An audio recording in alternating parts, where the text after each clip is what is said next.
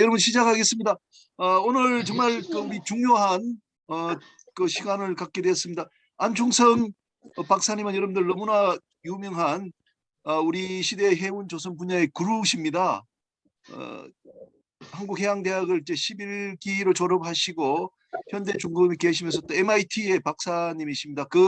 어려웠던 시절에 또 MIT에 가서 또 박사학위를 하셨으니까 어느 정도 이제 여러분 다 잘 아실 겁니다.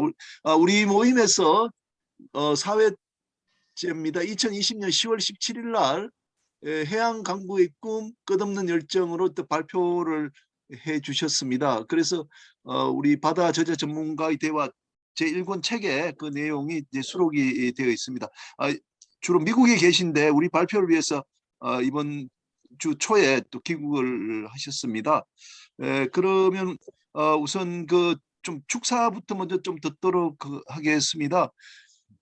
정필수 박사님 그리고 이제 안광은 대표님 그런 순서로 듣도록 하겠습니다. 정필수 박사님 좀 부탁드리겠습니다. 예, 고맙습니다. 오늘 안중성 박사님을 모시고 우리가 듣는 바다 속 깊이 들어가기, 우리 해양에 관해서 많은 사람들이 넓은 관심을 갖고 있습니다만은 좀 더 깊이 들어갈 수 있는 기회가 만들어지는 것이 아닌가 싶어서 대단히 기대가 큽니다. 그리고 우리 안 박사님께서는 오랜 그 일생을 통해서 바다 곁을 떠나지 않고 바다를 깊이 연구하시며 우리한테 가까이 끌어다 주셨기 때문에 저희들한테 좋은 귀감이 되는 그런 강의를 오늘 기대를 해보겠습니다. 오늘 강의 내용을 좀 일별해 봤습니다만은 하나하나가 우리가 생활하고 또 느끼고 또 배워야 나가야 할 그런 항목들로 가득 채워져 있었습니다. 그래서 어느 하나를 놓고 뭐 이야기할 수 없을 만큼 다양한 그 토픽을 잘 소화를 하신 것 같고, 또 우리가 항상 피부로 느끼고 있는 것을 책으로 잘 정리를 해 놓으셨기 때문에 언제 보아도 옆에 바이블처럼 놓고 볼 수 있는 그런 주옥 같은 내용이 아닌가 생각을 합니다. 그리고 이 본 강의를 위해서 멀리 미국에서 또 귀국을 하셨고, 또 귀국에서도 바쁜 일정 가운데 또 이 강의에 많은 시간을 할애를 해주신 그 고마운 그 배려심에 특히 감사를 드립니다. 한국에서 지금 우리가 줌을 통해서 이런 바다 관련 그 회의를 쭉 이어가고 있는데 83차 강의가 오늘 진행되겠습니다만은 80여 차에 걸쳐서 2년 가까운 시간 동안을 잘 이끌어 주신 우리 김인현 교수님, 정말 훌륭한 리더십을 갖춘 선장님으로서 저희 타는 모든 그 팔로워들에게 정말 그 영양가 충분한 그런 먹거리를 바다 먹거리를 매일 제공을 해주셔서 감사를 드립니다. 우리 참가하는 모든 회원 여러분들이 좀 더 충실한 바다에 관한 생각을 정리를 하고, 또 우리가 앞으로 미래에 나가야 할 바다에 관한 비전을 기억할 수 있는 그런 계기가 만들어지기를 바랍니다. 오늘 그러한 우리의 나아갈 길, 그리고 우리가 갖춰야 할 덕목을 요약해서 정리 발표해 주실 안중성 교수님께 다시 한번 깊은 사례를 올립니다. 좋은 강의를 기대하겠습니다. 고맙습니다. 예, 감사합니다. 우리 정필수 박사님 감사합니다. 다음은 안광은 현대중공업 대표님으로부터 축사를 듣겠습니다. 대표님 부탁드리겠습니다. 예, 안녕하십니까. 저는 서울에서 오늘 좀 그 사양단 일정이 있어서 갔다가 지금 기차에 내려서 이동 중에 있습니다. 잠깐 이제 세워놓고 있는데요. 오늘 하여튼 우리가 그 바다 항해를 시작하고 또 바다 항해 2차 모임의 이제 두 번째 83강의 오픈을 진심으로 축하드립니다. 그리고 참석하신 모든 분들 환영을 합니다. 바쁘신 가운데도 이렇게 참석해서 이 모임을 늘 주관해 주시는 김인현 교수님께 다시 한번 감사드리고, 또 오늘 함께 하시는 신원수 회장님, 김성만 사장님, 또 권현 대표님이와 모든 분들께 이 자리를 빌어 진심으로 감사를 드립니다. 특별히 오늘 친환경 에너지 경제 저자이시고 주제 발표를 해주실 안충승 사장님께도 진심으로 다시 한번 감사를 드립니다. 안 사장님은 저희 현대중공업 그룹 창업자이신 고 정주영 명예회장님과 글로벌 세계 최고의 조선해양 기술과 사업을 함께 일궈내셨고, 또 세계 반열에 우뚝 설 수 있게 하신 조선해양 플랜트 분야 세계 최고 전문가로 존경하는 선배님이시기도 합니다. 저는 아직도 안충순 사장님께서 현대중공업 재직 시에 말씀하셨던 많은 어록 중에 몇 가지를 기억에 담아두고 있습니다. 회사의 경영 이념과 철학을 간직하는 것이 많이 있습니다. 그 중에 목표가 있다면 포기하지 마라. 보일 때까지 뛰어라. 그러면 또 보인다. 끝없는 열정과 포기하지 않는 담대한 도전. 그것이 우리 미래이고 희망이다라는 어록입니다.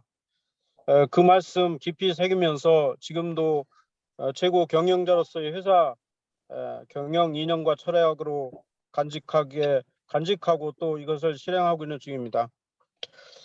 지금 세계는 4차 산업혁명의 글로벌 파도로 인해서 글로벌 기업의 생태계가 근간을 완전히 바꿔놓고 있는 상태이기도 합니다. 1990년대 우리가 조선 해양 플랜트 사업들이 이제 시작을 했고 왕성하게 갈 때, 그때 세계 시가 글로벌 총액 4위 기업들이 오늘날 계속적으로 살아남은 기업들은 중공업 제조업보다는 ICT 정보통신 기업의 MS나 인텔 정도밖에 없습니다. 물론 최근에 신생의 애플과 아마존도 있지만 그 모두 막강한 플랫폼들을 가진 기업이라는 점들이 좀 특이합니다. 4차 산업혁명의 핵심 기술들이 플랫폼 융합 기술로 연결되었을 때만이 존재할 수 있음을 알 수가 있습니다. 지금 세계 시대는 탄소 중립, 디지털 트랜스포메이션, ABCI 즉 인공지능, 빅데이터, 사물 인터넷, 플랫폼 클라우딩 등 강력한 기술과 ESG 경영을 통한 최첨단 조선해양 플랜트 기술 융합만이 우리가 미래에 살아갈 수 있는 길이라고 보입니다. 오늘 이런 모든 분야를 아울러서 강의를 해주실 안충승 사장님이 명강의를 기대합니다. 다시 한번 진심으로 감사드리고 늘 건강하시길 바라면서 가끔씩 저희들과 함께 좋은 말씀을 해주시기를 기대합니다. 감사합니다. 예, 안 사장님, 안 대표님 감사합니다. 대표님 항상 좋은 말씀 해주시는데 오늘은 정말 그 우리 후배들이 또 가슴에 새겨야 될 그 명언을 또 말씀을 해주셨습니다. 우리 해군 사관학교 또 1학년들 많이 들어와 계신데 후배들한테 좋은 말씀이십니다. 이 현재도 최고 경영자이신데 그 최고 경영자를 지도해 주신 우리 안충성 그 박사님이 말씀하셨던 그 어록 목표가 있다면 포기하지 말라 등등 그런 말씀을 들으면서 저도 아주 크게 감명을 받았습니다. 그러면 이제 다음은 신원수 회장님에게 마이크를 넘기도록 하겠습니다. 네, 안녕하십니까. 안 박사님 안녕하십니까. 예, 안녕하세요. 예, 제가 그 현역에 있을 때 우리 안 박사님이 이제 같은 그 해양 에너지 시장을 개척하시고 했던 이제 분위기 때문에 선배 또 개척하시고 이렇게 해서 제가 안 박사님을 쫓아서 저도 이제 많이 배우고 같이 또 시장을 개척하고 이렇게 했습니다.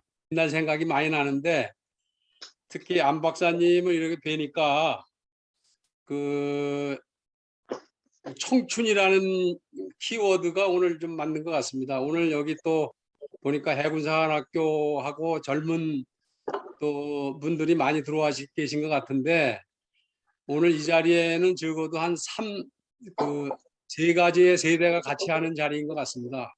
그래서 우리 안 박사님을 뵈면은 이제 제가 좋아하는 사뮤엘 율만의 청춘이라는 시가 생각이 납니다. 그래서 우리 이제 사뮤엘 율만의 시를 좀 발췌를 해서 우리 안 박사님하고 같이 젊은 세대들하고 같이 한번 좀 느껴봤으면 좋겠습니다.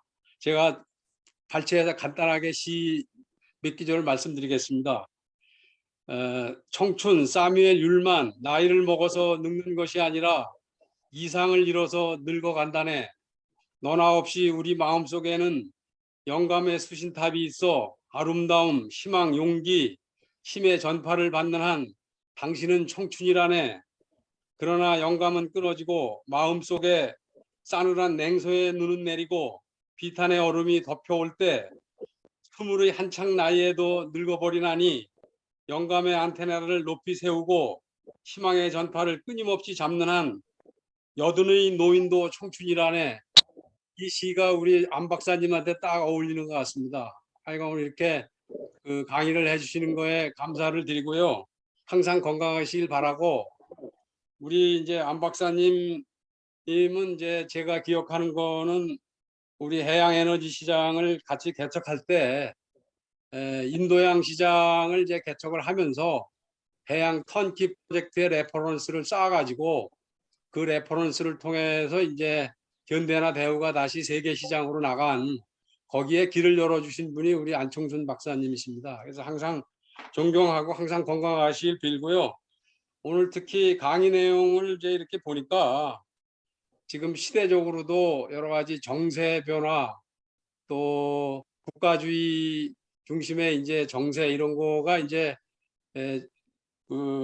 주도해서 세계 질서가 굉장히 혼란한 상황인데 그래서 특히 경제 안보라고 하는 거가 굉장히 중요한 시대에 있는데 경제 안보 중에 이제 에너지 안보가 굉장히 중요합니다. 근데 에너지 안보를 확보를 하려고 그러면은 이제 에너지 시장을 개척했던 화석 에너지를 개척했던 오일 메이저들이 항상 환경주의자라든지 이제 이런 정치 집단들한테 대항하는 거를 항상 물리치기 위해서 가치를 항상 우위에 내세웠습니다. 그래서 8, 90년대, 2000년대 초까지는 이제 에너지 시장에서 항상 위에 섰던 게 HSE 안전 보건 환경의 가치가 이제 지난 한 30년 세대를 점유했는데 지금은 이제 그게 다시 사회가 혼란해지면서 ESG의 가치로 그렇게 바뀌어가는 것 같습니다. 그래서 오늘 이렇게 중요한 시대적 가치의 변화하고 정세의 변화가 있는 이 시대에 그리고 특히 에너지 안보가 중요한 이 시대에 오늘 안 박사님의 강의를 듣게 돼서 영광입니다. 오늘 좋은 강의 기대하겠습니다. 감사합니다. 예, 신 의장님 감사합니다. 처음 들어오신 분들을 위해서 좀 안내해 드리면은 이제 신원수 회장님은 대우 조선해양에서 이제 해양 플랜트를 담당하셨던 원로이십니다. 그리고 안중수 박사님은 이제 현대중공업에 계셨고 그래서 현대와 이제 대우가 나란히 이제 해양 에너지 옵쇼와 그걸 이제 개척하셨다는 그런 말씀이셨습니다. 사무엘 율만의 청춘의 시에 영감의 안테나를 높이 세우자 하는 좋은 시 또 말씀해 주셨고 그다음에 이제 HH2 환경 보호의 가치는 저도 잘 모르기 때문에 나중에 우리 강의 마치고 좀 더 구체적으로 듣도록 그렇게 하겠습니다.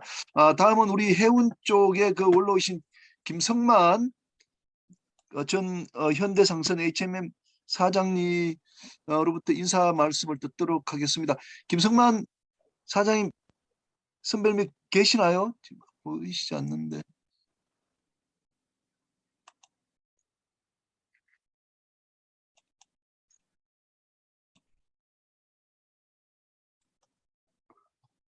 김성만 선배님 계시나요? 그러면 뭐 계실 텐데 좀 늦게라도 들어오시면은 제가 인사 말씀을 좀 듣도록 그렇게 하겠습니다. 그러면은 이제 그 권호인 사장님, 권호인 사장님으로부터 또 축사를 듣도록 하겠습니다. 권호인 사장님은 네, 조금 안녕하십니까. 예, 예. 안충순 박사님, 저는 개인적으로 해양대 33기 항해학과를 졸업했습니다. 22년 후배가 됩니다. 지난번 강의 때에 폭넓은 그 강의를 들었는데 오늘의 주제가 선박 건조, 에너지원의 변화, 탄소 중립 관련한 굉장히 묵직한 주제를 미래를 보고 이렇게 발표를 해 주시는 게 너무 감사합니다. 제가 이렇게 쭉 박사님 그 행적을 보니까 특이하게도 박사님은 그 어떤 기준을 정하시고 굉장히 긴 그 호흡의 인생을 사신 것 같습니다. 사람은 죽고 난 뒤에 후대 사람에게 얼마나 오랫동안 회자될 수 있는가의 세월의 깊이가 성공의 척도라고 본인 스스로가 이렇게 밝혀 놓으신 것을 봤습니다. 99년도에 보이는 곳까지 뛰어라. 그러면 또 보인다.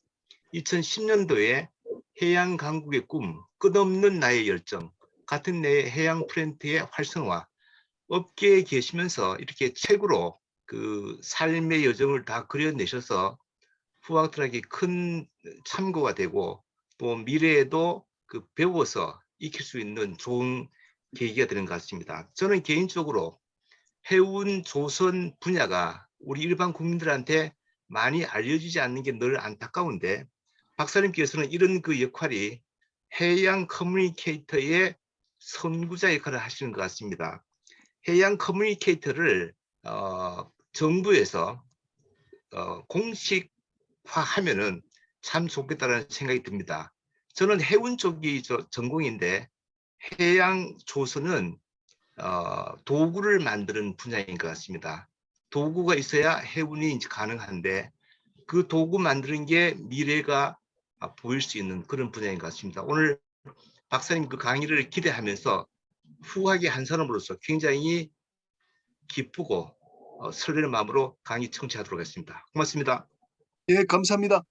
현재 한 171분이 들으셨고요. 아마 조금 있다 보면 200명 가까이 될 걸로 생각됩니다. 많은 원로분들이 계십니다. 또 우리 고정 멤버들도 계신데 강의를 일단 마치고 나서 또 기회를 드리도록 하겠습니다. 고문영 교수님도 오랜만에 오신데 좀 이따 다시 한번 기회를 드리도록 하겠습니다. 자, 그러면 우리 안충선 박사님으로부터 강의를 듣도록 하겠습니다.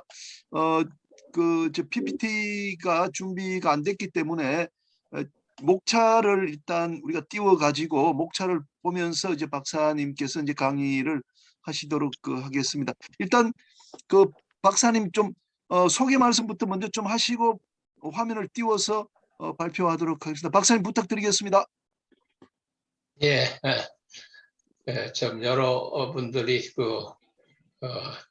좋은 아주 과분한 그런 또 축사에 말씀을 해주시고 저도 오랫동안 바다 관계에 일을 이렇게 하면서 그래도 뭔가 이렇게 좀 남기고 싶어서 이번 작년 10월 달에 편찬한 책이 친환경 에너지 경제라는 이러한 제목하에서 책을 편찬했습니다.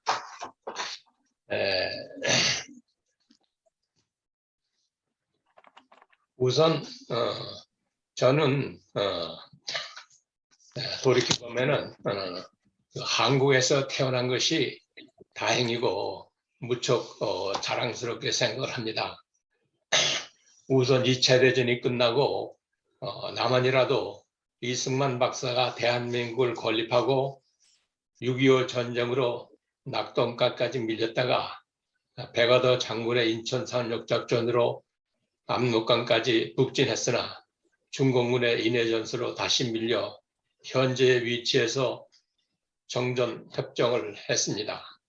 이승만 대통령은 정전은 반대했지만은 미국을 상대로 상호 방위 조약을 쟁취해 한미 동맹을 성사시키고 남한이라도 폐허에서 다시 일어서게 했습니다. 다음에 또 믿을 건 우리 자신뿐이고 잘 살고 강해져야 한다고 줄기차게 밀어붙인 박정희 대통령의 강한 경제 부흥 정책이 우리 시대의 정신에 맞아떨어졌습니다. 대한민국은 굳건한 한미동맹하에서 철저한 자유민주주의와 시장 경제를 일으켜 오늘날 OECD 10개국 안에 들게 되었습니다. 저도 그 어려운 농촌 살림에서도 어머님이 중고, 대학까지 도와주셨습니다. 한국 대학을 졸업하고 전 국방부 장관 신승모 학장님이 대학에 남아 후배를 가르치게 배려해 주셨습니다. 나는 4, 5년 대학에서 가르치며 연습생 1등 하회사를 하다가 미국에서 선전 교육을 더 받아야 하겠다는 일념으로 MIT에 가서 기상학 석사, 조성공학 석사, 해양공학 박사를 했습니다. 박사 학위를 받고 미국 EGN라는 회사에서 원자력 발전의 환경 문제를 다루고 또 책도 저서를 했습니다. 그 당시 EGN에서 운영연구실장으로 있으면서 한국 해양연구소에서 초청해가지고 서해안의 조력 발전소를 조력 발전소에 관해서 자문을 해주기도 했고 또 뉴욕에 있는 에바스코 건설 회사에서 원자력 발전소 선정 전문가로 일하다가 그 당시 한국 원자력 발전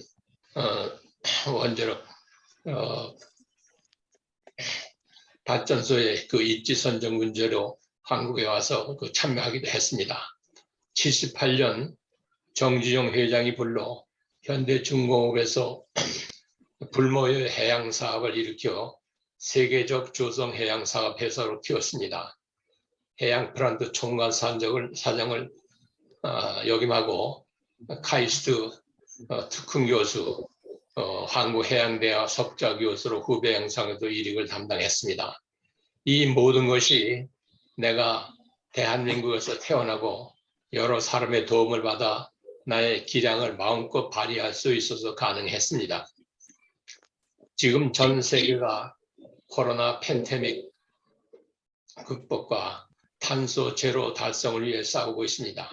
나도 무언가 다시 해야 되겠다는 생각이 들어서 이 책을 저술하게 됐습니다. 문재인 정부의 탈원전 정책을 서둘러 시행하는 것은 시대의 정신에도 맞지 않고 한국의 지리적, 경제적 조건에도 잘 맞지 않습니다. 앞으로 후배들을 위해 친환경 에너지 경제 정책을 제대로 세워 백년 대계를 이루어 보자는 것이 저의 목표입니다.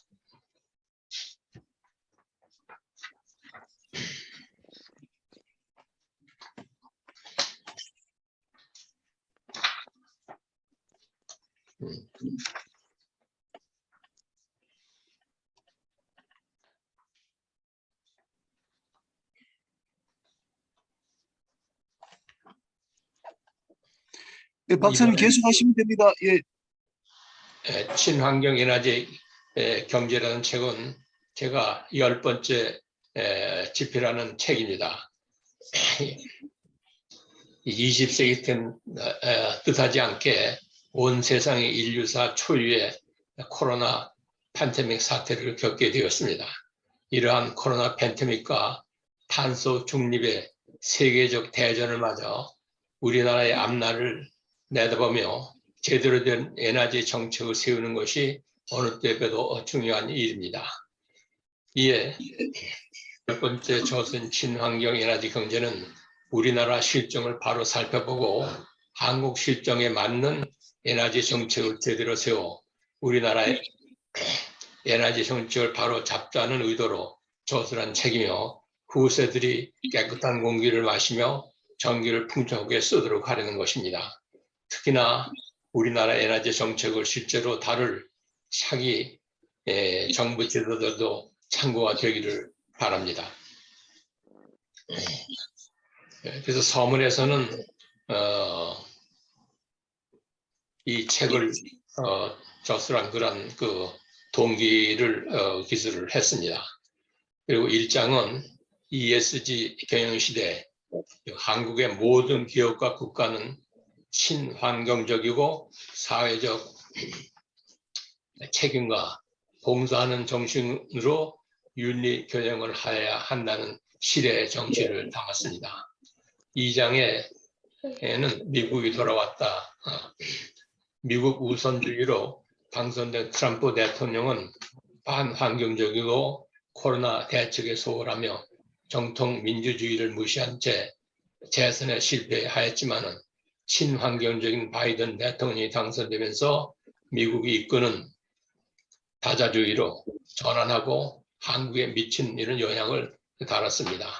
특히 한미 군사 동맹에서 기술 동맹을 맺은 것은 한국의 과학 기술 발전을 발전시키는 절호의 기회라고 봅니다. 3장에서는 친환경 전력 수급, 지금 문재인 정부의 9차 전력 수급 계획은 한국 실정에 맞지도 않다고 판단이 됩니다. 한국 실정에 맞춰서 좀 더 현실적이고 유기적인 전력 수급 계획을 세워야 한다는 점을 기술하였습니다.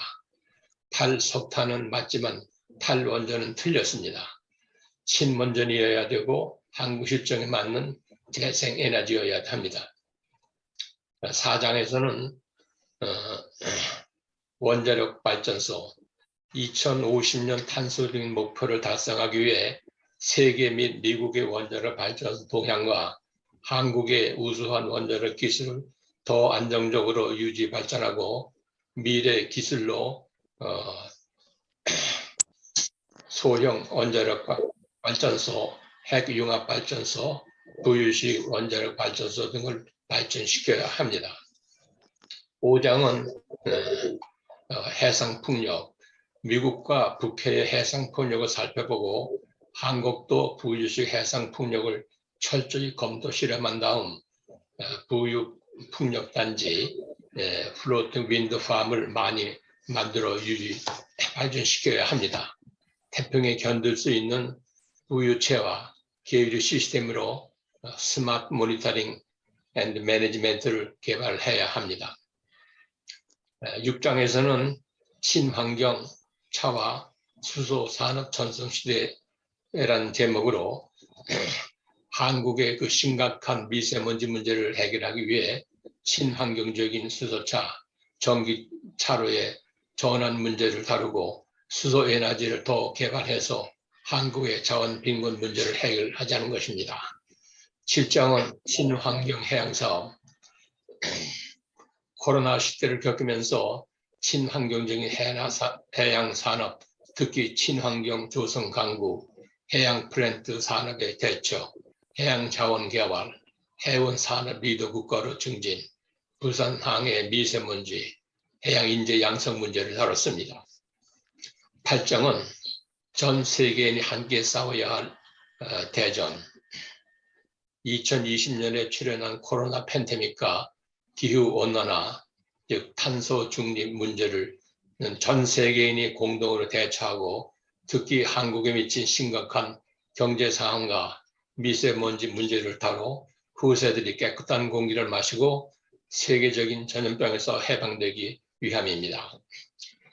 결론은 한국은 자원도 빈곤하고 재원, 파이낸스도 한계가 있으니 한국 실정에 맞는 원자력 및 부유식 해상 풍력 등 장기적 에너지 정책을 세워야 한다는 것은 여러 번 강조해도 지나치지 않습니다.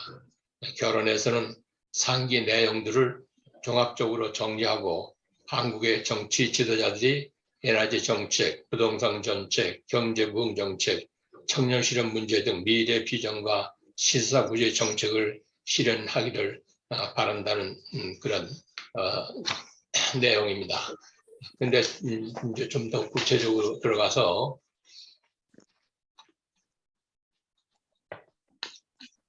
그 1장의 ESG 경영시대 한미 정상회담에서 군사 동맹을 넘어 기술 동맹으로 이어진 데는 한국 기업들의 눈부신 활약이 돋보입니다. 정상 외교의 성공을 수면 아래서 떠받친 건 기업들이었습니다. 기업이 정권의 체면을 살리고 국익을 지켰습니다. 이제 정부는 기업 활동을 옥죄는 반기업적 규제와 족쇄를 풀어 맘 놓고 기업 활동을 할 수 있도록 도와주어야 합니다. 18대 문재인 후보의 정책자문위원장을 한 경험으로 19대에선 친원자력과 한국의 지리적 조건에 맞는 재생에너지 정책을 써서 성공한 대통령을 마감하기를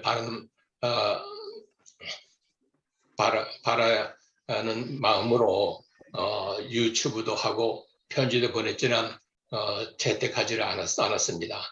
ESG는 건강한 사회를 만들기 위해 기업과 정부가 함께 기여하는 방안을 찾을 수 있습니다.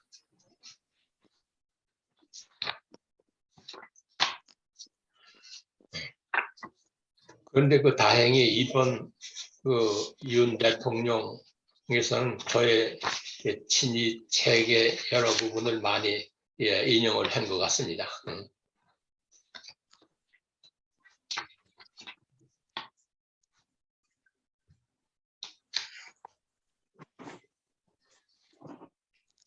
이 장은 미국이 돌아왔다 이런 제목이 있는데 미국 우선주의를 주장하며 당선된 45대 트럼프 대통령은 반환경적이고 코로나 대책에 실패함으로써 재선에도 실패했습니다.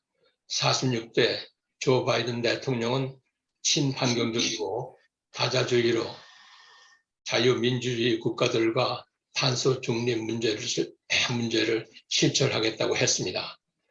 첫 한미 정상회담에서 통상적 방위 동맹 외에 기술 동맹을 맺어 양국의 경제 증진을 시키겠다고 한 것은 한국에도 굉장히 유리한 것입니다. 여기 미국의 여러 가지 격동적인 미 대선 또 그다음에 여러 가지 민주주의를 격파한 그러한 캡산 이런 문제 이런 게 좀 있었습니다만서도 바이든 대통령이 그래도 당선돼서 다시 민주주의의 정상 궤도로 들어가는 것 같습니다. 2009년 미국이 주도해 발족한 에너지 및 기후에 관한 주요 경제국 포럼 17개 회원국과 23개 초청국 정상들이 참석했습니다. 바이든 대통령은 이날 연설에서 미국은 2030년까지 온실가스 배출량을 2005년 대비 50%에서 51%까지 줄일 것이라고 밝혔습니다. 기후변화 국제 공조에서 미국이 주도권을 되찾겠다는 의지도 맺었습니다. 바이든 대통령은 기후변화는 엄연한 사실이고 과학은 부정할 수 없다면서 기다림의 대가는 계속 커지고 있다고 했습니다. 미국은 기다리지 않을 것이고 우리는 기후변화를 해결하기 위해 행동해야 한다고 강조했습니다. 미국 기술 패권 전쟁에 들어서 특히 중국을 1대1로 맞선 트럼프와는 달리 바이든은 중국을 포위하고 압박하기 위해 동맹을 규합하고 있습니다.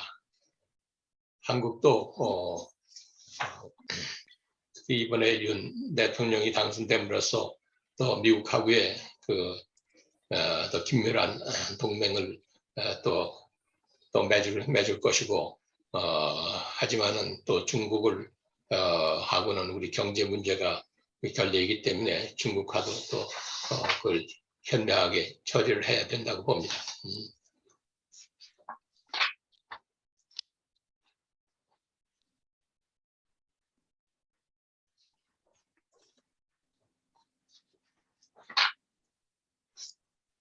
작년 5월 21일 워싱턴 DC에서 열린 한미 정상회담은 성공적이었습니다. 특히 한국이 껄끄러울 거라 생각했던 북핵 문제와 코로나 백신 협력 등 기존의 현안은 물론 의외로 미사일 지침 폐기와 원자력 발전 협력 등 경제 국방 분야에서도 한미 동맹 관계의 수준과 폭을 한 차원 높였다고 볼 수 있습니다. 문재인 대통령이 잘한 것 중에는 이때 그 첫 정상회담이었다고 봅니다. 문재인 대통령과 바이든 대통령은 비슷한 백그라운드를 가지고 있으면서 그 정상회담은 그 잘 치렀는데 그 후에 뭐 크게 진전된 바는 없지만은 지금 새로운 정부에서는 그걸 더 잘 추진할 거라고 이렇게 보고 있습니다. 3장에서는 친환경 전력 수급, 우리나라가 앞으로 국민들이 풍족하게 전력을 쓰고 2050년 탄소 중립을 달성하기 위해 본장에서는 한국 실정에 맞는 친환경 전력 수급 계획, 즉 친원자력과 부유식 해상 풍력을 수정하고 심각한 미세먼지 문제를 다루어보려고 합니다. 한국 발전소의 종류와 특성을 다뤄봤습니다. 수력 발전, 2의 양수 발전, 조력 발전, 조리 발전, 5, 5 풍력 발전, 6 태양광 발전, 7 원자력 발전소, 화력 발전소, LNG 발전소 골고루 다뤄보고 그 발전소의 그 종류별 그 용량을 좀 더 검토해봤습니다. 그 탈원전 때는 전기 요금도 2, 3배 상승할 거라고 이렇게 보고 있습니다.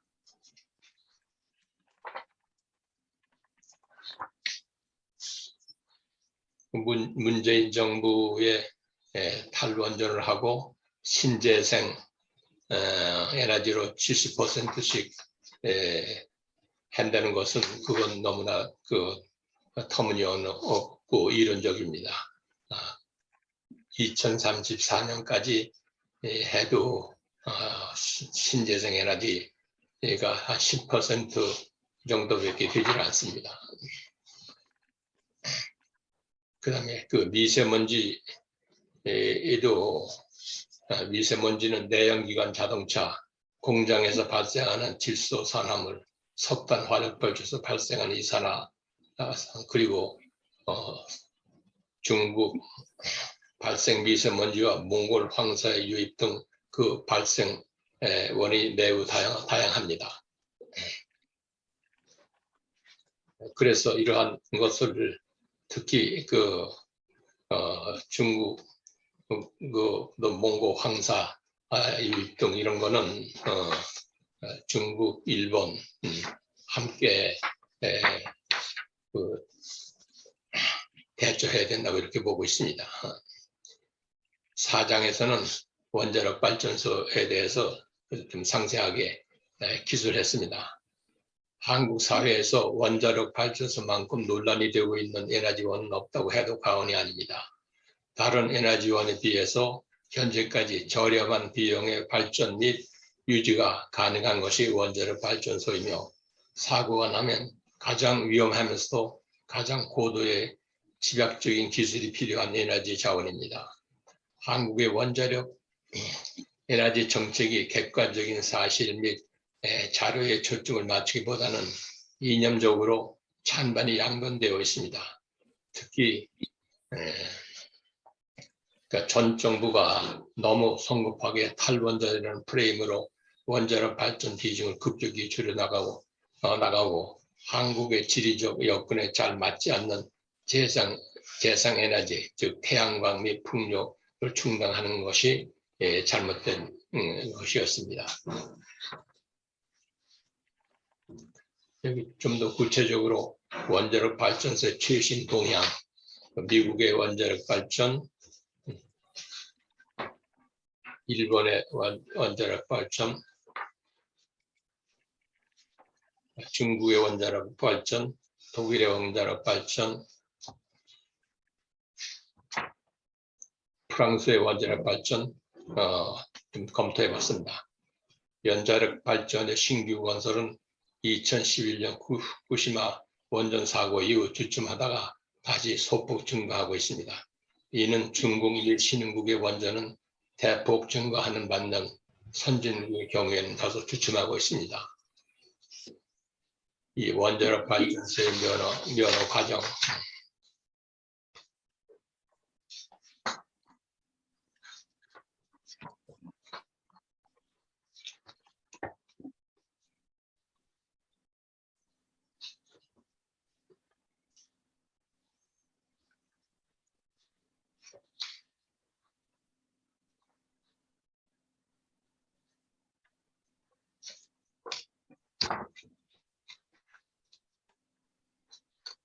한국의 APR 1,400원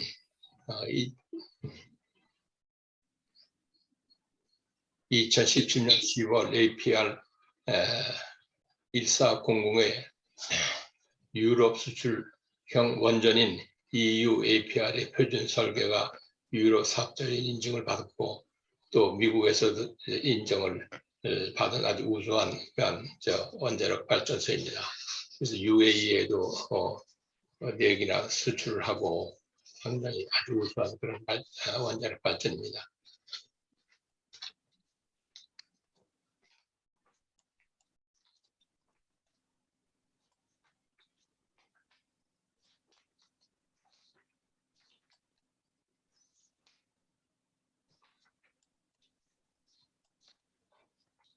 예.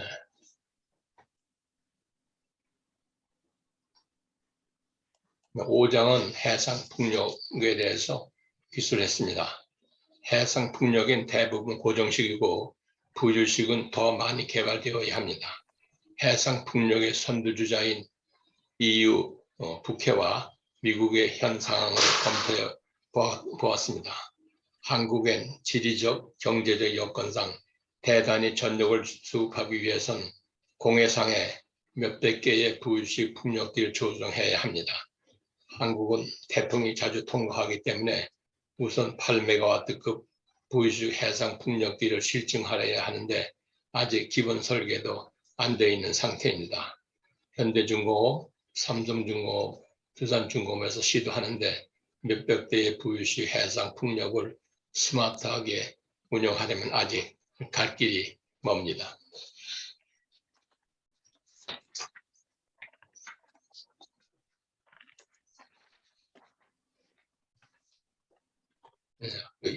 EU의 부유식 해상 풍력, 미국의 해상 풍력, 그 다음에 동북아의 해상 풍력을 좀 더 자세하게 검토해 봤습니다.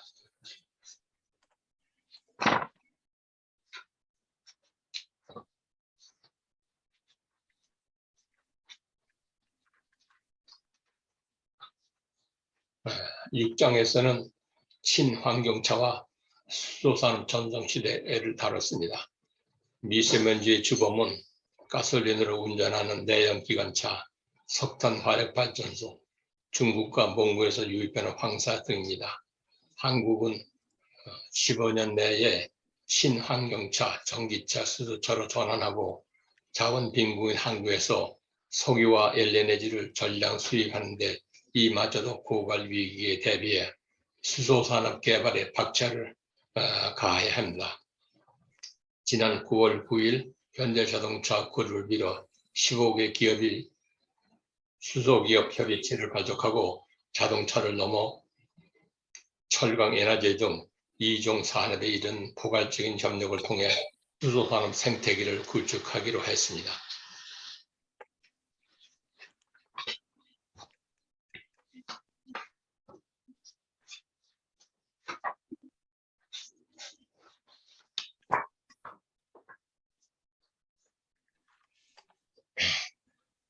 수소 경제 시대, 석유나 석탄 등의 화학 연료를 대체 에너지원으로 수소를 개발해 관련 사업을 육성하고자 하는 수소 경제 시대가 도래했습니다.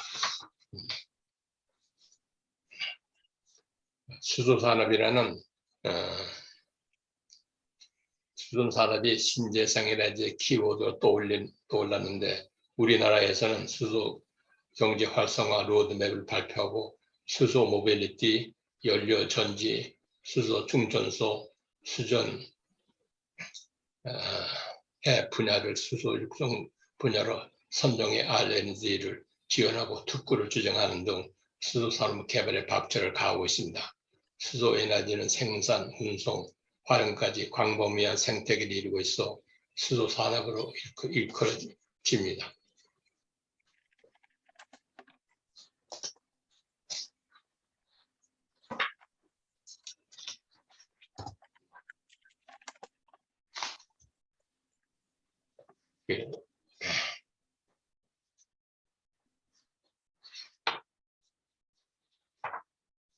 수소차의 장점은 수소 내연기관 연료보다 약 300가량 효율이 높습니다. 대체로 전기차보다 충전 시간이 짧고 3분에서 5분, 수소 1kg으로 100km 주행할 수 있다.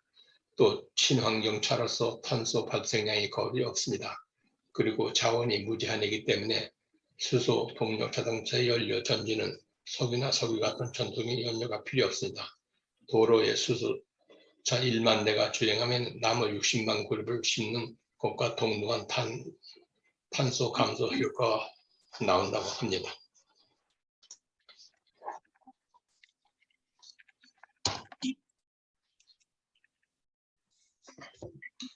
지난 9월 9일 15개 기업이 수소 기업 협의체 코리아 H2 비즈니스 서밋을 발족하고 SK, 포스코, 현대의 차가 공동 의장을 매도 2030년까지 총 43조 원을 투자하기로 했습니다.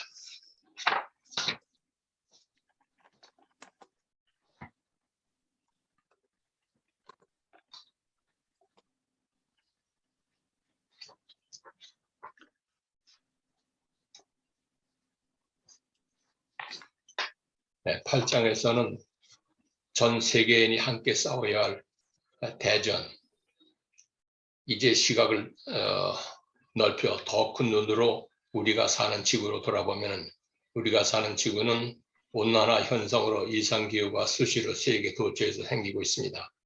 그뿐만 아니라 인간의 산업화 시대 이후로 더욱 가속화된 대기오염과 바다에까지 침투한 해양오염으로 인류의 생명을 위협합니다.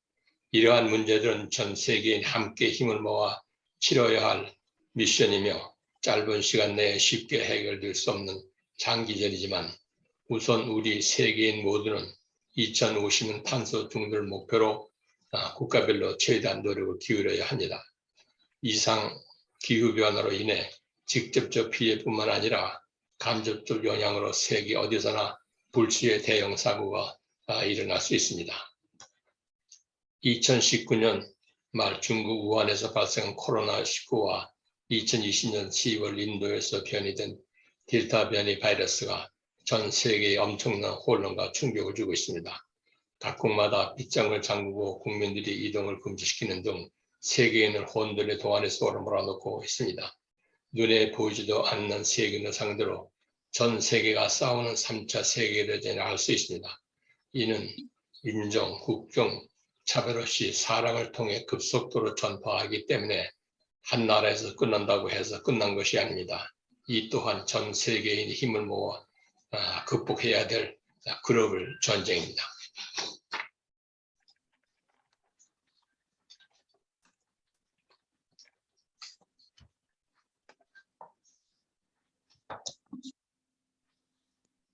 탄소 중립 글로벌 목표에 대한 한국의 기여와 도전. 한국 정부는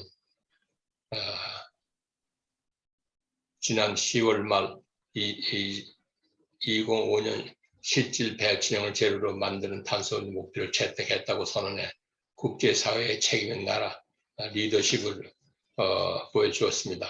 많은 나라가 코로나19의 충격에 벗어나려 노력은 하는 와중에 한국이 지난 7월 발표한 그린 뉴딜 정책은 한국을 이 분야 선도국으로 자리매김을 하는데 이건 아직도 목표는 이렇게 정해놓았지만은 실질적으로 실행에는 상당히 그 문제가 많습니다. 이건 지난 정부에 하고 새로운 정부는 좀 달라질 거라고 이렇게 보고 있습니다. 해양 오염 문제. 인간들은 태초부터 바다에서 생겨났고 해양 없이는 생존될 수가 없습니다. 지금 현재 70%가 바다입니다. 하지만 산업화라는 명목으로 인간들은 끝없이 해양의 오염 물질을 배출, 투기하고 있으며 이러한 배출, 투기된 물질이 바닷물을 오염시켜 이것 또한 대기 오염과 같이 환경 파괴의 주요 원인이 됩니다. 해양 오염은 대기 오염이 호흡을 통하여 직접적으로 인체에 피해를 주는 것과는 달리 여러 형태의 간접적 피해로서 결과가 나타납니다. 그 피해는 배출되는 물질의 종류와 양, 배출된 해역의 특성에 따라서 다르지만 주된 피해 형태는 해양 생물과 서식 환경을 직접적으로 파괴하는 경우와 오염 생물을 사람에 섭취함으로써 피해를 입는 경우를 크게 구분할 수가 있습니다.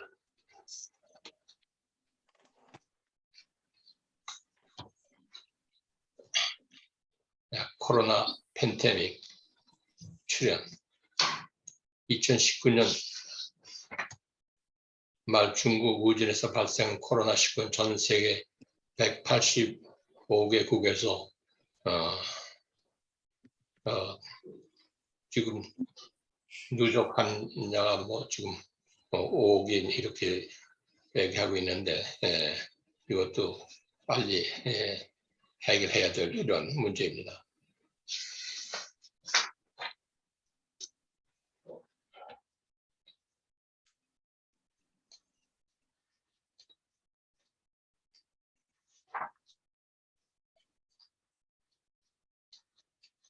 한국은 초기에는 굉장히 그 코로나 방역금 모범국으로도 충성을 받다가 그 후에 백신 수급에 좀 문제가 있어서 굉장히 그 감염자 수가 많이 일어나고 지금은 뭐한 2, 3만 그런 데들은 많이 떨어지긴 했지만 아직도 극복해야 될 큰 과제입니다.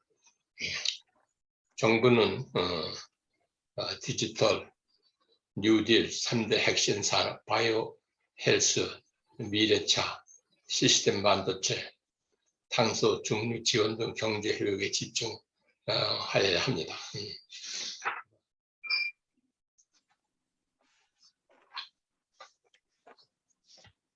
결론으로서 지금 대한민국은 코로나 사태를 겪으며 경제적으로 큰 위기에 처해 있습니다. 올바른 에너지 정책을 비롯하여 정치, 경제, 사회 등 각 분야마다 힘있게 밀고 나가는 실천, 특히 세계적 약속, 탄소 중립을 절대적으로 지키지 않으면 한국은 세계에서 왕따당하기가 쉽습니다. 18대 대선 막판에 문재인 후보의 정책지원위원장을 잠시 맡았던 경험으로 19대에선 친원자적 정책을 선포하고 성공한 대통령으로 마감하기를 간절히 바랬지만 그렇게 되지를 않았습니다. 20대에선 문재인 정부의 공간을 뛰어넘는